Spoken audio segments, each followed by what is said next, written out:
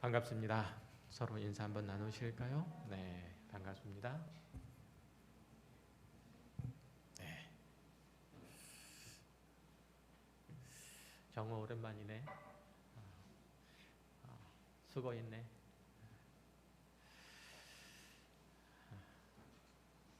말씀 함께 나누도록 하겠습니다.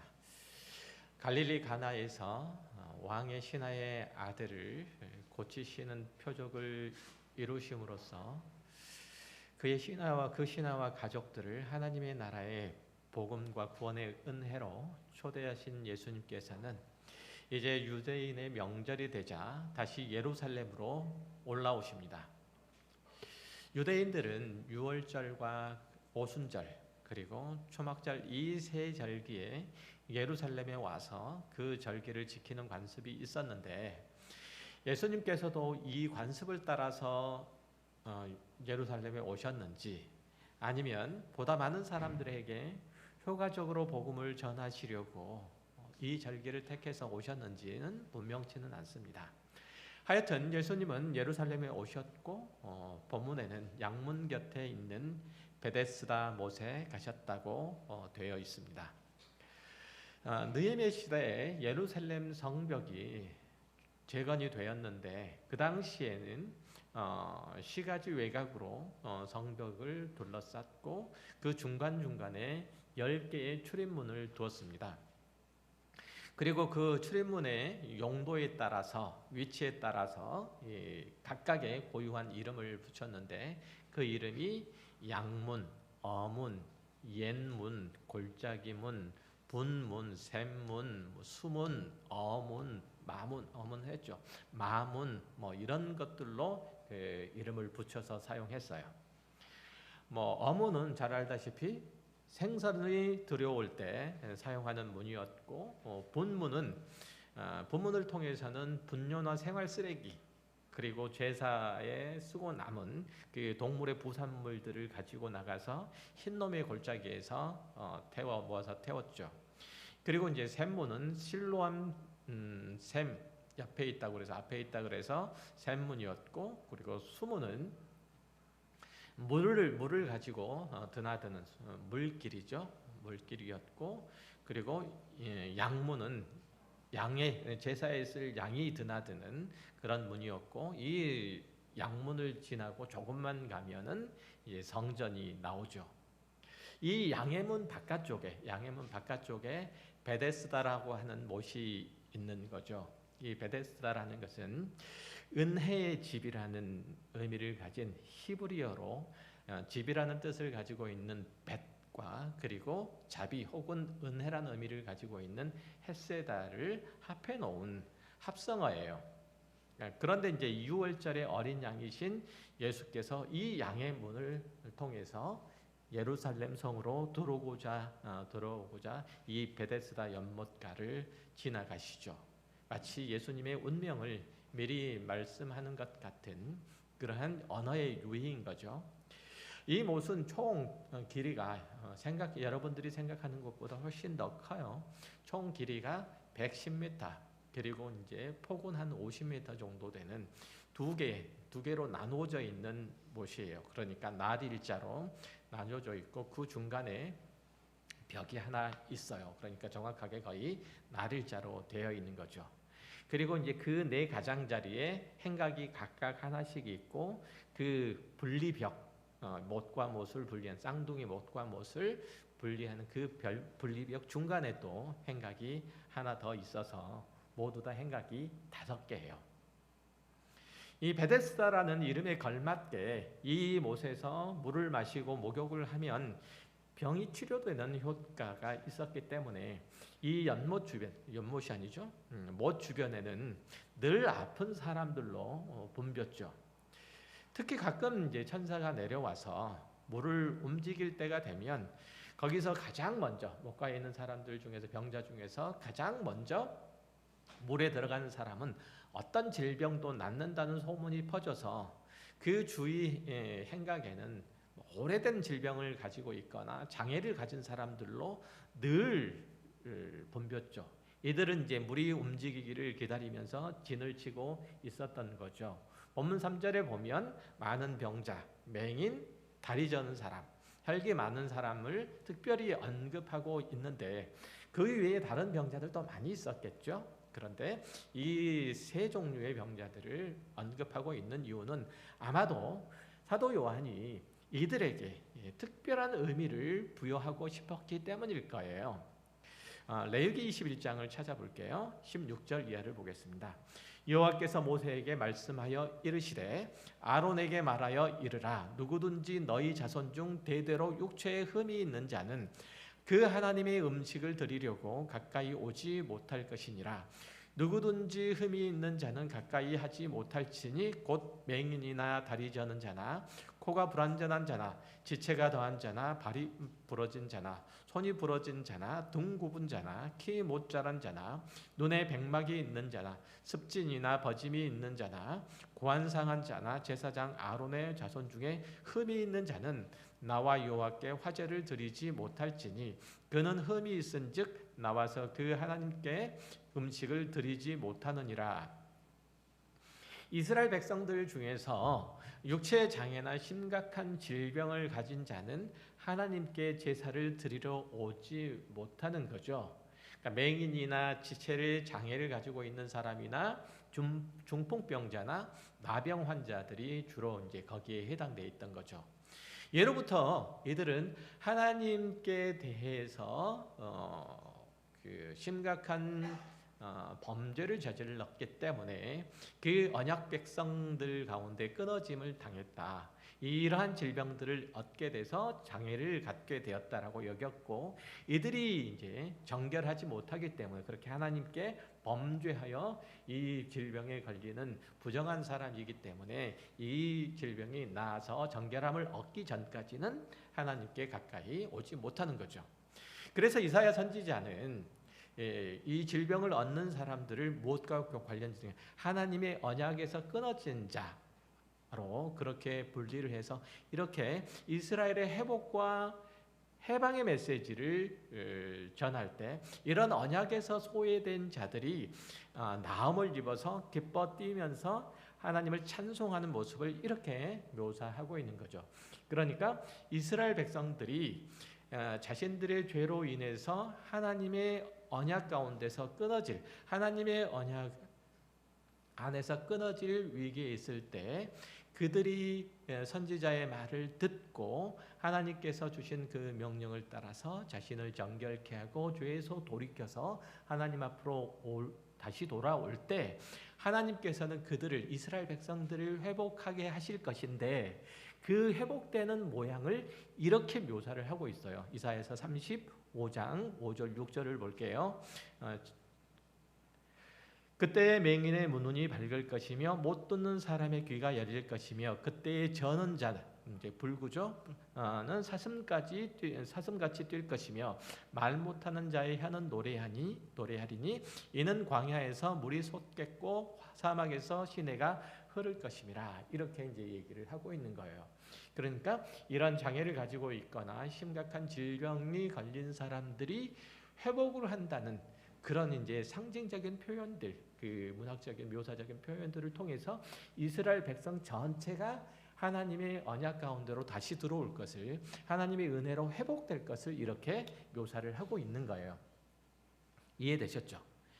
자, 예수님의 사역 가운데서 이런 병자들을 치료하시는 기사를 이제 사복음서에서도 많이 다루고 있는 이유도 다 예수님께서 죄와 사망 가운데 앉은 사람들을 고치시고 해방하시는, 구약이 약속한 메시아이심을, 하나님께서 그의 백성을 하나님의 언약을 어기고 하나님께로부터 이탈한 그의 백성들을 메시아가 오셔서 둘 관계를 회복시키게 하신다는 그런 의미, 그런 메시아로서 오셨음을 얘기하기 위해서, 그런 메시아가 예수 그리스도이심을 얘기하기 위해서 이제 이런 표현들 많이 써요. 마태복음 11장 5절을 보면 맹인이 보며 못 걷는 사람이 걸으며 나병 환자가 깨끗함을 받으며 못 듣는 자가 들으며 죽는 자가 살아나며 가난한 자에게 복음이 전파된다 하라.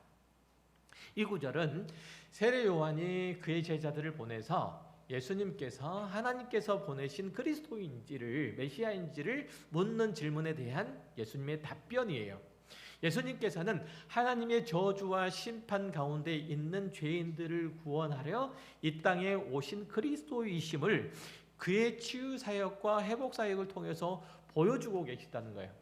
그래서 그가 오셔서 그 일들을 하시는 거죠. 맹인들을 보게 하시고 못 듣는 자를 듣게 하시고 또 다리를 못 쓰는 사람들을 뛰게 만들고, 그렇죠? 뛰게 하시고, 그리고 각종 심각한 질병을 가지고 나병 환자 같은 자들을 고치심으로써 이스라엘 가운데 메시아가 오심으로 그가 해방의 때를 만들었다, 이루었다.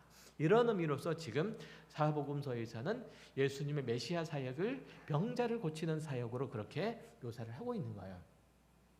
이해되셨죠? 자, 오늘 본문에서도 오늘 본문도 그런 차원에서 봐야 된다는 거죠. 그 내용을 이제 간략하게 정리를 해보면 이런 거죠. 예수님께서 이제 베데스다 못가를 지나서 양문을 통해서 예루살렘 성을 들어가시려고 하시다가 못가의 행각에 누워 있는 한 사람을 봤죠. 그가 이제 38년 동안이나 중풍병에 시달리고 있었어요. 예수님께서는 그에게 물으시되 내가 낫고자 하느냐라고 하시죠. 이에 병자가 천사가 가끔 내려와서 물을 움직이게 하는데 그때 가장 먼저 물에 들어가는 자가 병에 낫습니다. 그런데 저는 움직이는 것이 불편해서 물이 움직일 때 누군가가 나를 물속에 들여보내줘야 내가 나올 수 있는데 그럴 사람이 없어서 매번 구경만 하고 맙니다. 이 말을 들은 예수님께서 일어나 내 자리를 들고 걸어가라 라고 말씀하심으로써 이제 그 질병을 낫게 하시는, 환자를 낫게 하시는 내용이에요. 이게 이제 본문의 전부 다예요. 그런데 이 본문을 조금 자세히 들여다보면 특이한 사실이 하나가 있어요. 자기 병을 고쳐보겠노라고 베데스다 못가의 주변 못가에 모여있는 이 사람들은 한결같이 몸이 불편해서 움직이는 것이 쉽지 않는 자들이에요. 거의 불가능하다고 봐도 되는 거예요. 깊은 병이 들어서 몸을 가누지 못하거나 맹인이라서 움직인다고 하더라도 목가까지 가는 것이 불편하고, 심지어 가장 중요한 것, 물이 움직여야 되는데 맹인이라 물을 움직이는 것을 볼 수가 없는 거예요. 또 다리가 불구가 돼서 거기까지 걸어가는 것 자체가 불가능한 사람들이 있는 거예요. 이들이 서로 은혜의 집이라고 불리는 못에 들어가겠다고 기다리고 있는 거예요. 다시 말해서 혼자 힘으로 어떻게 해볼 수 없는 상황에 처해 있는 사람들이 모여서 질병에서 구원을 얻겠다고 벼르고 있는 거예요. 이런 말도 안 되는 아이러니가 여기에 있는 거예요. 숨어져 있는 거예요. 이 못에 물이 움직일 때 거기 들어가면 분명히 나음을 얻어요. 그러나 거기에 있는 사람 모두 이 은혜를 입을 만한 최소한의 자격 혹은 최소한의 능력을 갖추지 못하고 있다는 데 문제예요.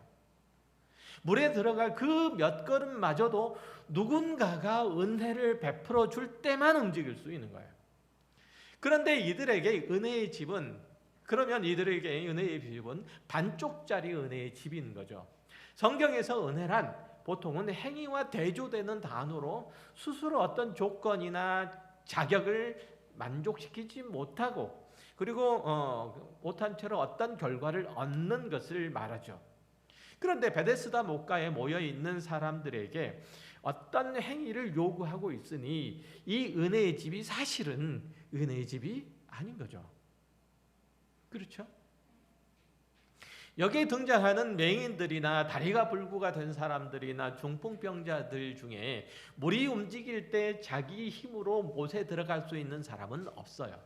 그런데도 불구하고 이 못에 들어가겠다고 언제 움직일지도 모르는 그 상황들을 기다리고 있는 거죠. 설령 물이 움직인다고 해도 뾰족한 수가 없는데도 혹시 모를 그 기회를 얻기 위해서 그 긴 시간들을 하염없이 기다리고만 있는 거예요. 다른 방도가 없잖아요. 38년 동안 중풍병을 앓았던 사람으로 대표되는 이 베데스다 목가에 모여든 사람들이 언제부터 여기에 나와 있었는지는 몰라요. 하지만 이 사람들은 자기 병이나 장애로 인해서 소외와 고통과 또 결핍의 질곡 속에서 벗어나지 못한 채로 무기력하게 지금 지내고 있는 겁니다. 사실 이런 비참한 모습은 사탄의 꼬임에 넘어가서 창조주 하나님을 버리고 스스로 하나님 되겠다고 반역을 꾀했던 모든 인간의 현실과 운명이 그대로 투영되어 있는 바예요. 인간이 하나님을 등지고 자신이 가지고 있는 내재적인 자원으로 자신의 안녕과 행복을 꾀고자 창조주로부터 분리되는 그런 결과를 낳게 된 거죠. 이제 인간은 무한한 생명의 원천이신 하나님으로부터 그 생명을 공급받지 못하고 자기 안에 내재된 자원으로만 자기 존재의 의미와 가치를 부여해야만 하는 거예요. 자기 힘과 능력으로 안녕과 행복과 그 미래를 담보해야만 하는 거죠. 그러나 인간이 가진 내재적인 자원은 금세 한계 혹은 결핍에 부딪히고야 마는 거죠. 예를 들면 사랑이 부족해서 다른 사람과 갈등을 겪으면서 살아가야 하잖아요. 그렇게 죽고 못 살았던 두 사람의 관계가 언제 그랬냐는 듯이 등을 돌리고 냉랭해지잖아요. 시간이 구속됨에 따라서 시간에 구속되어서 시간이 지남에 따라서 인간은 다 늙고 병들어 죽게 되잖아요. 그런 존재가 되는 거예요. 본문에 등장하는 맹인이나 다리를 못 쓰는 사람이나 중풍병자들이 모두 다 이 한계에 갇혀 살아가는 인간의 상징적인 모습으로 등장을 하고 있는 거예요. 이들은 각자 죽음의 증상들을 앓고 있는 거예요. 하나님과 끊어줌으로 죽음의 증상들을 앓고 있다는 거죠. 맹인들은 눈이 죽은 거예요. 다리를 못 쓰는 사람은 다리가 죽은 거예요. 중풍병자는 온몸이 죽어가는 사람이에요. 모든 사람이 이런 상태에 있어서 도무지 하나님의 구원의 은혜를 붙잡으려고 그 은혜의 못으로 들어갈 수조차도 없는 하나님의 구원과 생명의 언약에서 소외된 자임을 지금 말해주고 있는 거죠. 그런 의미에서 볼 때 38년이라는 기간은 굉장히 상징적인 의미를 가지고 있어요. 왜 그런지 이제 살펴보도록 하겠습니다. 신명기 2장을 보면 13절 이하에 이렇게 말씀되어 있어요. 너희는 일어나 세렛 시내를 건너가라 하시기로 우리가 세렛 시내를 건넜으니 가데스 바네아에 있었다나 세렛 시내를 건너기까지 38년 동안이라. 이때에는 그 시대의 모든 군인들이 여호와께서 그들에게 맹세하신 대로 진영 중에서 다 멸망하였나니 여호와께서 손으로 그들을 치사 진영 중에서 멸하신 거로 마침내는 다 멸망되었느니라. 이스라엘 백성이 홍해를 건너고 시내산에 거쳐서 가나안 인근 이제 바데스 가네아라는 곳까지 오죠. 이 시간이 걸린 시간이 약 2년, 애굽에서 떠난 지 2년이 흐른 뒤였어요. 하나님께서 모세를 통해서 각 지파별로 12명의 정탐꾼을 뽑아서 가나안 땅으로 보내서 그 땅을 살피도록 하시죠. 돌아온 정탐꾼들의 부정적인 보고에 이스라엘 백성들은 모세와 아론을 원망하면서 애굽으로 돌아가겠다고 말해요. 사실 가나안은 이스라엘 사람들이 자기 힘으로 빼앗을 땅이 아니라 하나님께서 주심하고 애초부터 아브라함을 부르실 때부터 이미 약속된 땅이었어요. 그런데 이스라엘 정탐꾼들은 우리는 가나안 사람들을 치지 못할 것이다. 우리는 그들보다 한없이 약하고 보잘것없는데 특별히 아낙 자손들은 워낙 거인이라서 우리는 그들에 비하면 마치 메뚜기 같다. 싸우면 질 게 뻔하다라고 그렇게 말하죠. 오직 여호수아와 갈렙만 그곳에 들어가겠다고 그렇게 들어갈 수 있다고 들어가야 한다고 그렇게 말해요. 그러나 이스라엘 백성들의 귀에는 오직 다른 정탐꾼의 말만 들릴 뿐이었죠. 그때 이제 하나님께서 이스라엘 자손에게 나타나셔서 너희가 정말 나를 멸시하는구나. 내가 너희에게 많은 이적을 행했고 늘 너희와 함께 했는데 언제까지 너희가 나를 믿지 못하겠느냐. 이렇게 진노하시고 이스라엘이 이 광야에서 방랑하는 생활들이 40년이 될 거라고 그렇게 말씀하세요. 지난 2년 동안 이스라엘 백성들이 애굽으로부터 시작해서 가데스 바네아에 이르기까지 지난 2년 동안 이스라엘을 이끈 것은 하나님의 은혜의 손길이었어요. 그들이 광야 생활을 하는 동안에 줄이지 않았고 목마르지 않았고 발이 부르지 않았고 낮에는 구름 기둥이 아무것도 없는 광야에서 그들에게 그늘을 만들어줬고 밤에는 불기둥이 그들 앞에 서 있어서 그들의 이불이 되어줬죠. 그런데도 이스라엘 백성들은 하나님을 신뢰해서 지금까지의 나그네 생활들을 끝내고 하나님께서 준비하신 가나안, 하나님 나라에 들어가서 살 생각은 안 하고 자신들이 만든 자기 스스로의 왕국을 구축하려고 했던 거예요. 그러니 자기 나름대로의 셈법이 있었고 계획들이 있었고 그것으로는 가나안 사람들을 이길 수 없다고 판단될 수밖에 없었던 것이죠. 하나님께서 세우시고 통치하신 나라가 아니고 자신들이 나라를 건설하고 자기들의 대표자를 세워서 자기들의 행복과 안녕과 부요함들을 스스로 만들어내고 스스로 지켜내려고 했으니 그들의 눈에 가나안 사람들은 다 거인과 같고 그들의 성들은 무너지지 않을 철옹성과 같이 보였을 수밖에 없는 거죠. 그런 사람들의 눈에는 가나안 땅은 자기들이 나라를 세울 만한 곳이 아니라 자신들을 삼키기는 그런 땅이라고 여겨질 수밖에 없었던 거예요.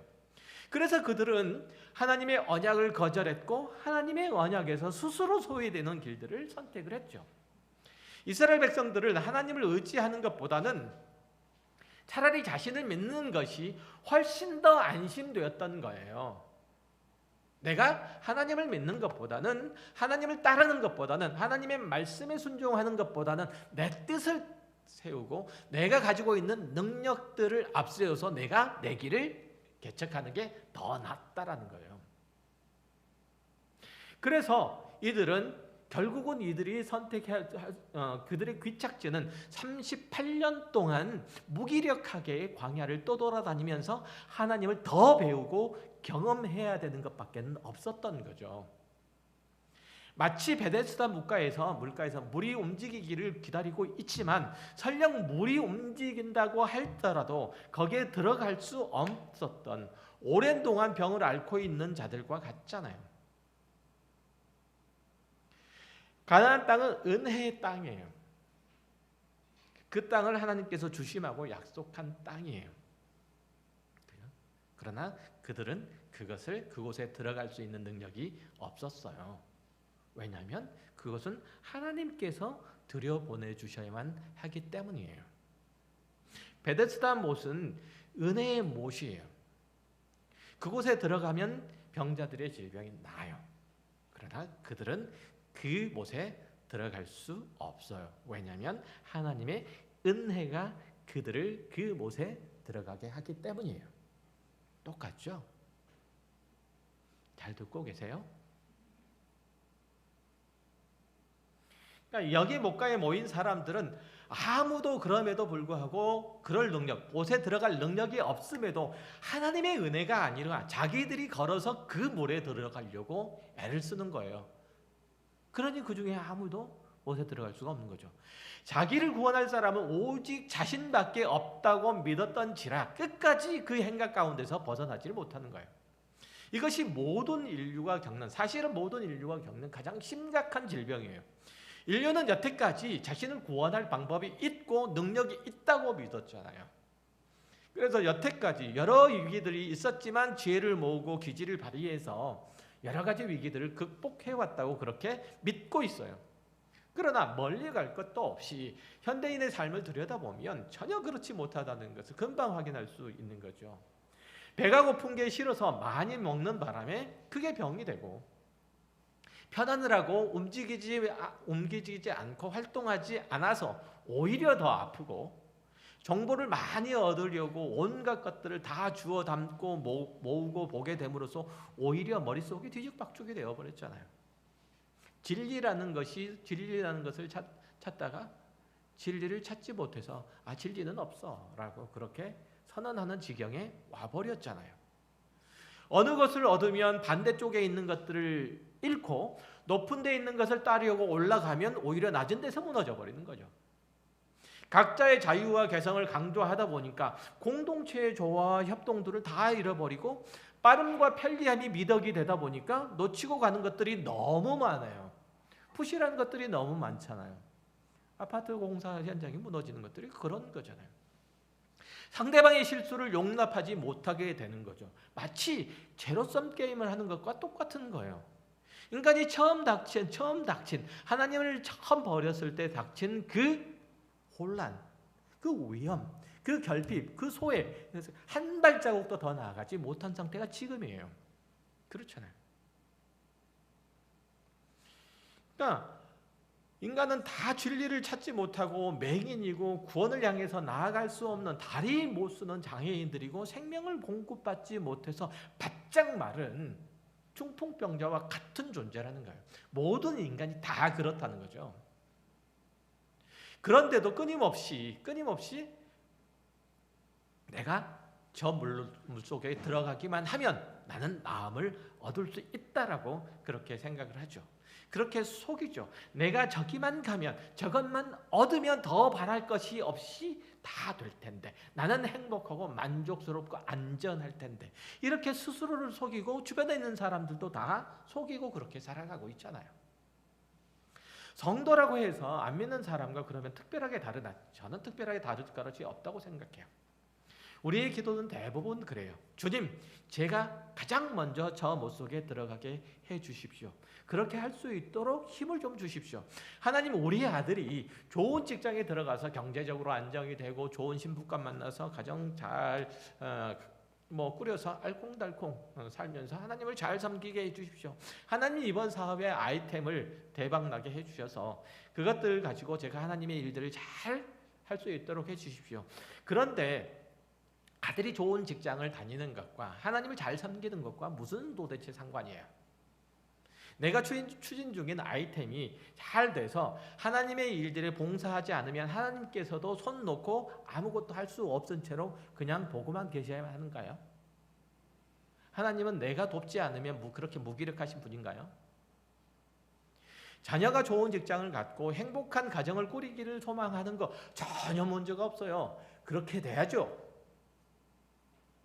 내가 돈을 많이 버는 거 그렇게 돼야죠. 당연히 그렇게 돼야죠. 건강하게 살아야 돼. 당연히 그렇게 돼야죠. 행복한 삶을 누리는 거 당연히 그렇게 돼야죠. 그런 것들이 잘못이라고 말씀드리는 게 아니에요. 당연히 기도해야 되고 하나님께서 여러분에게 선한 마음들을 담은 기도에 응답하실 거예요. 그러나 나와 내 가족이 잘 돼야만 내가 하나님께 뭔가 드림이 될 수 있다고 그렇게 생각하는 그 마음들은 고쳐야 돼요. 내가 잘 돼야만 뭔가를 할 수 있고 내가 안 되면 하나님께 대하여 뭔가를 할 수 없는, 내가 잘못되면 하나님의 은혜를 받을 수조차도 없는 그렇게 무력한 존재가 되고 만다 라는 그런 생각과 의식들을 버리라는 얘기예요. 내가 조금이라도 힘이 남아있어야 베데스다 연못에 들어갈 텐데 우리는 힘조차가 없잖아요. 그 은혜를 받을 힘과 능력이 우리에게는 애초부터 없어요. 그런 힘들이 있어서 내가 거기에 들어갈 수 있으면 그게 무슨 은혜의 집이에요. 은혜는 그게 아니죠. 그런 의미에서 보면 은혜와 행위들은 구별돼야 되죠. 행위는 조건을 성취한 자에게 상을 주시는 거지만 그렇지 못한 자에게는 벌을 주는 인과응보의 원리를 작동하는 동력이에요. 그렇죠? 이해되세요? 행위는 조건을 성취하는 자에게는 상을 주지만 그렇지 못한 자에게는 벌을 주는 인과응보의 원리를 작동하는 그런 원리예요. 그러나 은혜는 어떤 선한 결과가 아무런 조건 없이 대가 없이 선물로 주어지는 것을 말해요. 우리가 기도는 은혜의 방편이죠. 내가 기도한다는 것은 내 힘과 능력으로 할 수 없어서 하나님의 은혜를 구하는 거잖아요. 그렇죠? 그러니까 하나님의 처분을 기다리는 거예요. 이게 기도예요. 그런데 내가 뭘 하면은 뭘 할 수 있겠습니다. 이건 뭘 가져는 은혜의 자리에 와서 뭘 따지겠다는 거예요. 행위를 따지겠다는 거고 인과응보의 원리를 따지겠다는 거예요. 인간은 은혜 앞에서 자꾸 이렇게 행위의 법칙으로 대응하려고 해요. 하나님께 기도한다는 것은 은혜를 바라는 거예요. 그런데 우리가 기도할 때 하나님 제게 저것만 해주시면 제가 뭘 하겠습니다. 하나님 제가 이렇게 해드릴 테니 뭐를 좀 해주십시오. 이렇게 간구하는 것은 참으로 그릇된 신앙행위예요. 예수께서 베데스다 못에 오셨을 때 거기에는 많은 병자가 모여서 물이 움직일 때만 기다리고 있었어요. 여차하면 물에 뛰어들려고 한 거예요. 38년 된 병자도 그 기회를 얻으려고 하지만 현실적으로 방법이 없어요. 38년을 기다려도 방법이 없는 거예요. 평생을 기다려도 방법이 없는 거죠. 은혜가 선물로 주어지고 있는데 그것을 자기 힘으로 차지하겠다고 거기에 있는 병자들이 벼르고 있는 거예요. 얼마나 아이러니해요.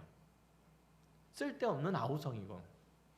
우리가 가지고 있는 이 생각은 은혜가 우리 힘으로 쟁취하는 거로 그렇게 여기는 거예요. 그건 결코 아니잖아요. 은혜는 우리 힘으로 만들어내는 게 아니에요. 하나님께서 베푸시는 것을 감사함으로 받으면 되는 거예요. 값없이 은혜를 베풀어 주실 하나님이 오셨는데 아무도 알아보지 못하고 그 못에 물이 움직이는 것만 쳐다보고 있는 꼴이에요. 우리가 그래요. 38년 동안 병석에 누워있던 사람이 얼마나 고통스러웠겠어요. 아무도 알아주지 못하는 그 아픔을 혼자 감당하느라 얼마나 외로웠겠어요. 아프면 그렇잖아요. 내 아픔 누가 알아줘요, 솔직히. 다른 사람 아무도 몰라요. 나만 알아요. 그 아픔에 처하면 굉장히 외롭죠. 그렇죠? 육체적인 아픔만큼 더 큰 아픔들이, 그 외로움들이, 그 어떤 의미에서는 그 소외감들이 나를 짓눌러서 그것들이 나로 하여금 더 큰 아픔을 느끼게 만들죠. 여러분은 어쩔지 몰라. 저는 이제 기도할 때 여러분의 아픔들을 놓고 기도할 때 그런 마음들이 되게 많이 들어요. 그래서 되게 아파요. 그것 때문에 저도 되게 아픈데 그런 거예요. 그러니까 이런 어려움들 겪었을 때 얼마나 외로웠겠어요. 그런 사람에게 예수님께서 오셔서 내가 낫고자 하느냐 묻죠. 이 질문에 마땅한 대답은 뭘까요? 내 살려주십시오라는 거죠. 은혜를 구하는 거예요. 그런데 이 병자는 주여 물이 움직일 때 나를 못에 넣어주는 사람이 없어서 내가 가는 동안에 다른 사람이 먼저 가서 은혜를 받고 맙니다. 이렇게 이제 대답을 하죠. 혼자 힘으로는 아무것도 할 수 없으면서 무언가를 할 수 있기를 바라고 정말 막연하게 물이 움직일 때를 기다리고 있는 거예요. 그러다가 다른 사람이 들어가면 아프사, 아깝다. 뭘 아까워? 평생 아무것도 할 수 없는데 누가 도와주면 내가 가장 먼저 저기에 들어갈 수 있는데 라고 그렇게 소리치고 한탄하는 거예요. 우리 대부분이 이 병자와 비슷해요. 인간은 얻은 결과에 대해 자기가 기여하는 바가 없으면 견디지를 못해요. 그래도 내가 뭔가를 거기에 덧붙여야 한다고 생각을 하죠. 뭔가 거기에다 가미를 해야 된다고 생각해요. 우리 성도들도 역시 얻은 결과에 대해서 자신에게서 원인을 찾을 수 없으면 싫어해요. 내가 한 게 없으면 굉장히 힘들어해요. 남에게 은혜를 구하고 불쌍히 여겨달라고 말하는 걸 극도로 싫어해요. 그러니까 내가 까닭 없이 남에게 선물 받는 거 굉장히 싫어해요. 안 그러세요? 남이 누군가가 까닭 없이 나에게 선물 주면은 아유 감사합니다 이렇게 낼름 받아요? 이 사람이 나에게 왜 선물 줘? 이런 생각 갖잖아요. 저는 낼름 받아요. 왜냐하면 은혜인 줄 아니까. 그죠? 그 은혜를 은혜로 받으면 되는 거예요. 선물을 선물로 받으면 되고 그것들 가지고 기뻐하며 하나님께서 주신 것들 그의 마음들을 누리면서 내가 누리면서 그가 나를 생각하고 준비한 그 마음들을 누리면서 하나님의 은혜에 감사하고 사용하면 되는 거예요. 그리고 내가 누군가에게 줄 때도 똑같은 마음으로 그렇게 주면 되는 거예요. 이게 되게 중요한 의식이에요. 근데 우리는 대부분 그렇지 않아요. 주는 것은 쉬워요. 오히려 받는 게 되게 어려워요. 이런 생각, 이런 의식들 우리가 다 깔려 있다니까요. 하나님께서 나에게 은혜를 주시는데, 아니 하나님 왜 그러세요? 잠깐만. 제가 뭘 한 게 있나요? 이렇게 우리는 갈 수밖에 없다는 거예요. 이게 인간의 어리석이, 아니 인간의 패역함이에요. 그래서 우리 대부분 보면 남에게 은혜를 구하고 내가 하는 게 없으면 굉장히 힘들어서 남에게 은혜를 구하고 불쌍히 여겨달라고 말하는 걸 굉장히 싫어하죠. 그래서 내 힘으로 하다가 안 되면 그때 옆에 있는 사람들에게 부탁을 하고, 그래도 안 되겠다 싶으면 이제 기도하죠, 하나님께. 그리고 잘 안 되면 잘 되면 이 문제를 두고 내가 끈질기게 하나님께 매달려 바지가랑이 안 놔주니까 하나님께서 이 기도를 들어주셨다라고 해요. 기도는 하나님의 은혜의 방편인데 그것마저도 자기 탓, 내가 끈질기게 기도한 탓으로 돌려버린 거죠. 이런 것이 우리 신앙의 가장 큰 걸림돌이에요. 죄란 하나님 앞에서 내 자존심을 내세우는 거예요. 죄란 하나님 앞에서 분리된 존재로서 자신을 인정해달라는 그런 교만이에요. 본문이 묘사하는 모순적인 상황이 뭐예요? 병을 낫고자 원해서 행각에 모여있는 사람들이 자신들의 힘으로 못에 들어갈 수 없는 사람들이에요. 그런데 이들은 자기 발로 걸어들어서 은혜 속으로 들어가려고 하는 거예요. 은혜의 집이라고 이름 지어진 문 옆에 모여서 자기 힘, 자기 행위를 모색하고 있는 거예요. 우리가 그렇게 지금까지 살아보고 있잖아요. 지금까지 지내온 것이 다 하나님의 은혜인 줄 아는데 여기까지는 알아. 여기까지는 인정하겠어. 왜냐하면 겪어온 바에 의하면 신앙의 눈으로 바라보니까 그래 왔거든. 그거는 인정하겠어. 그러나 앞으로 내용은 그래도 내가 아직 젊은데, 아직 힘이 있는데, 아직 능력이 있는데 어떻게든 내 힘으로, 내 능력으로 살아보겠다고 모색하고 있잖아요. 지금까지 하나님께서 나에게 은혜를 베풀어 주셔서 내가 지금 이만큼이라도 되어 있으니 앞으로의 모든 삶의 내용도 하나님께서 나와 함께 하시고 하나님의 선하시고 아름다운 뜻을 내 삶을 통해서 펼쳐나가실 것이다 라고 생각하고 하나님께 맡기면 되잖아요. 하나님께 맡긴다는 뜻은 내가 그 하나님께서 나에게 명령하신 바에 따라서 내 삶을 그렇게 경영해 가면 되는 거예요. 하나님의 뜻에 따라서, 내 뜻 아니고, 이게 하나님께 맡기는 거예요. 그냥 뒷짐지고 있다는 그런 의미가 아니고, 이해되세요? 그렇게 맡기면 되는 거예요.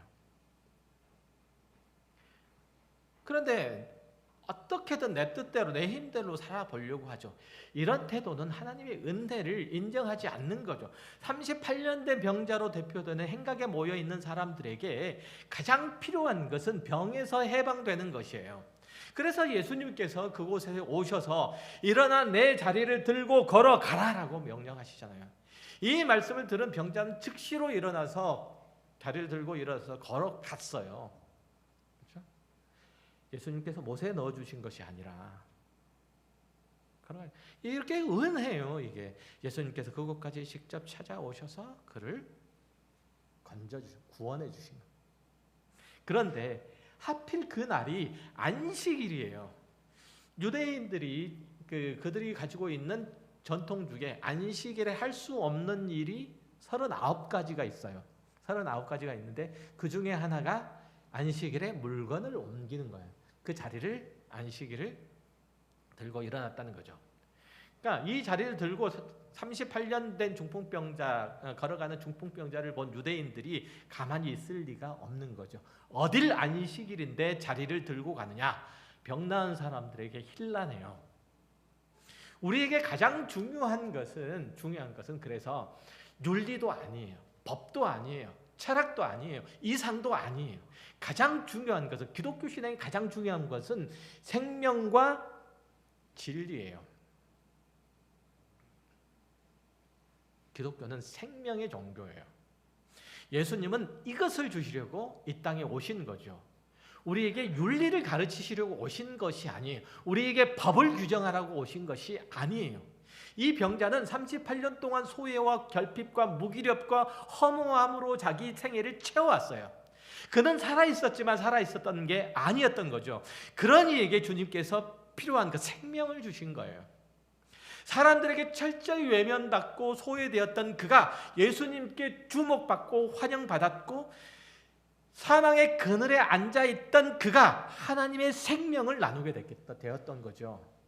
그런데도 우리는 그 사실을 잊고 쓸데없는데 시비를 걸고 들어오는 거예요. 목숨을 걸고 있는 거죠. 요한복음 5장 12절 13절에서 등장하는 유대인들이 딱 그 꼴이잖아요. 그들이 묻되 너에게 자리를 들고 걸어가라 한 사람이 누구냐 하되 고침을 받은 사람은 그가 누구인지 알지 못하니 이는 거기 사람이 많으므로 예수께서 이미 피하셨습니다. 유대인들이 38년 된 병자가 나았다는 사실은 전혀 관심이 없어요.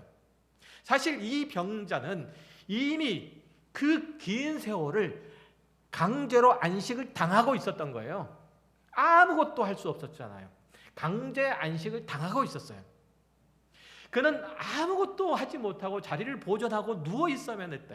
그때는 전혀 아무 관심도 없다가 이제 자리를 들고 가는 그 사람에게 안식일을 지켜라라고 그렇게 말하고 있는 거예요. 얼마나 잔인해요. 인간이라는 존재가 참으로 이렇게 무섭고 지겨워요. 한편 예수님은 이 사람에게 다가가셔서 물이 움직일 때 내가 물에 들어가는 것을 도와줄까? 이렇게 묻지 않으시잖아요. 다만 내가 낫기를 원하느냐라고 말씀하신 후에 병을 고쳐주셨어요. 그 사람의 믿음을 요구한 것도 아니고 반대로 그 사람이 예수님께 매달린 것도 아니에요.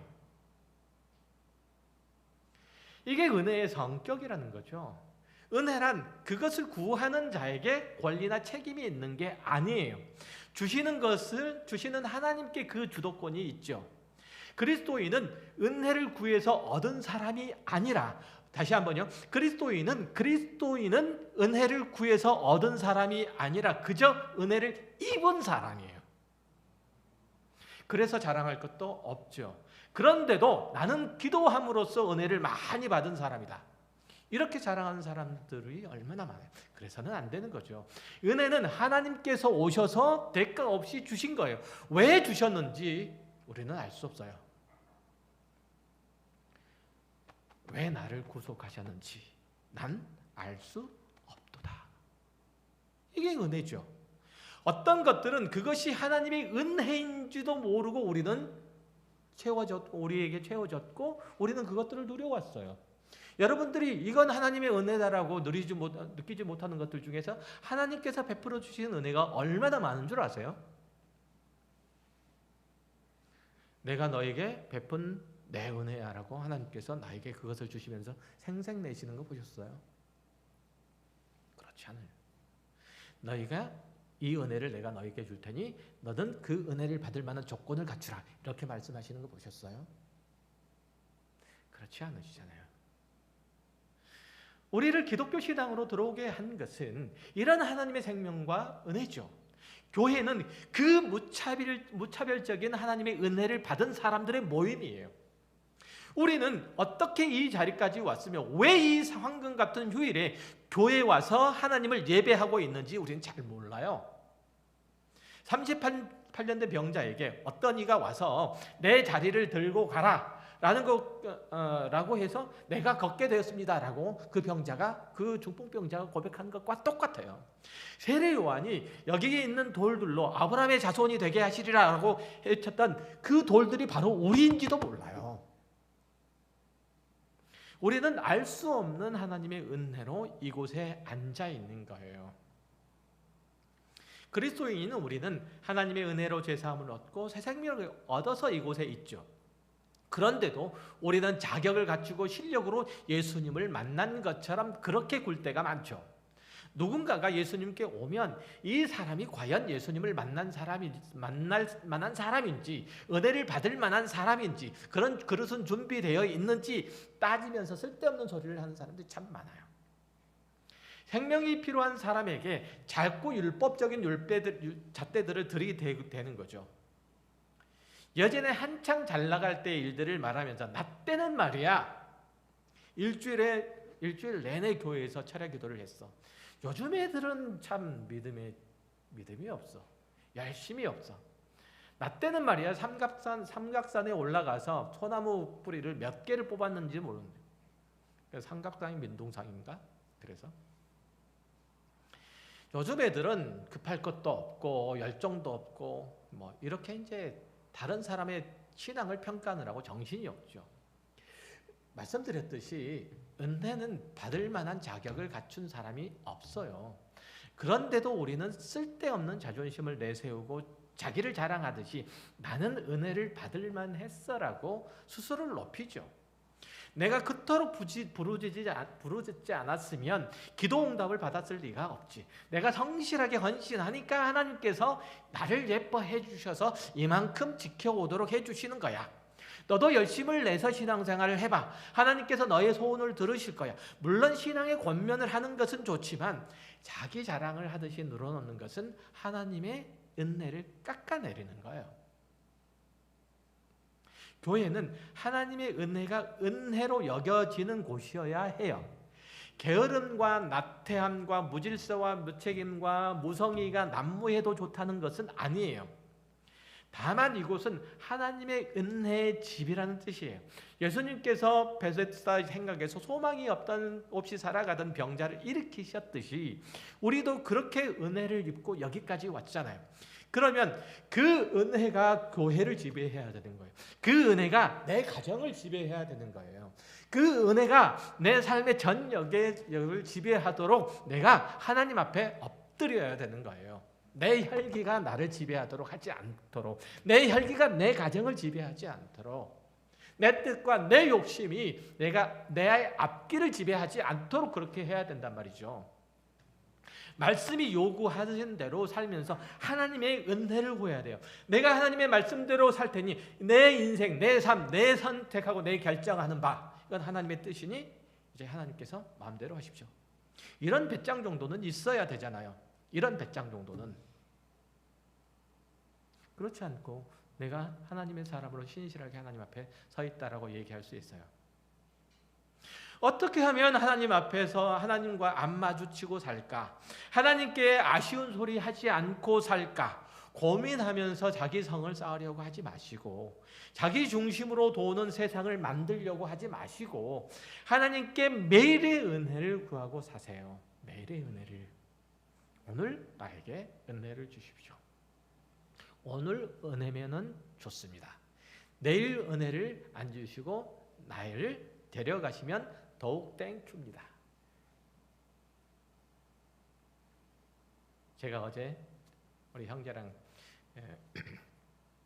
맥체인 목사님에 대해서 잠깐 얘기를 했는데, 그분은 젊은 나이에 하나님께서 데려가셨거든요. 30대에 데려가셨는데, 저는 그걸 두고 뭐라고 말했냐면 조기 졸업이라고 표현했어요. 조기 졸업. 굉장히 신실하게 사셨던 분이에요. 하나님과 정말 친밀하게 교제하고 그렇게 하나님의 은혜를 누렸던 그런 분이에요. 30대에 하나님께서 그를 데려가셨어요. 조기 졸업 얼마나 좋아요. 땡큐잖아요. 그리고 이제 우리가 이제 더 하나 해야 될 게, 그래서 아직 하나님의 은혜를 입지 못한 사람들을 볼 때 예전에 나를 보는 듯한 그런 감회가 있어야 되고, 그런 민망함이 있어야 돼요. 나는 은혜를 입어서 여기까지 왔는데 저는 그렇지 못해서 지금 저렇게 있구나. 민망한 마음. 은혜를 내가 입었는데 민망하지 않겠어요? 안 민망한가? 그렇죠, 민망하잖아요. 내가 저 사람보다 나은 게 없는데 내가 먼저 받은 거예요. 저는 아직도 그렇지 못한 상태에 있고, 민망한 마음도 있어야 되죠. 우리도 이전에 주님이 오셔서 일어나 내 자리를 들고 걸어가라, 이 말씀이 없었다면 지금 이 자리에 오지도 못했음을 인정해야 되는 거예요. 이것이 교회가 지녀야 할 유일한 미덕이고 힘이에요. 그래서 남편 교회 안 다닌다고, 아내 뭐 교회 신앙생활 한다, 막 쪼지 마세요. 물론 권면해야 되고 당연히 기도해야 되죠. 하지만 쪼지 마세요. 왜 당신은 하지 마세요. 신실한 성도로서 신령한 교회로서 새로운 모습은 새롭게 뭔가를 장착하는 것이 아니라 오히려 우리 안에 있는 교만함, 이 교만함이 남편을, 아내를, 자식들을 쪼는 거죠. 그런 게 아니고 이런 것들 교만함들을 버리고 내 의와 내 자존심을 버리는 거예요. 이게 참 교회죠. 나 같은 죄인을 살리신 주 은혜를 고마워라는 그 찬양을 감격적으로 부르는 성도라면 이런 넉넉하고 여유로운 마음들을 가지고 어린 성도들을 구하고 살펴야 될 거예요. 이웃들에게 따뜻하게 다가가야 할 거예요. 이 말씀들을 가지고 나아갈 때 저와 여러분들의 앞글에 하나님의 구원의 놀라운 은혜와 함께한 모든 이들 가운데 하나님의 진리의 빛들이 비추어지는 귀한 은혜의 우리의 생애가 되기를, 신앙 인생이 되기를 주의 이름으로 축원합니다. 기도하겠습니다.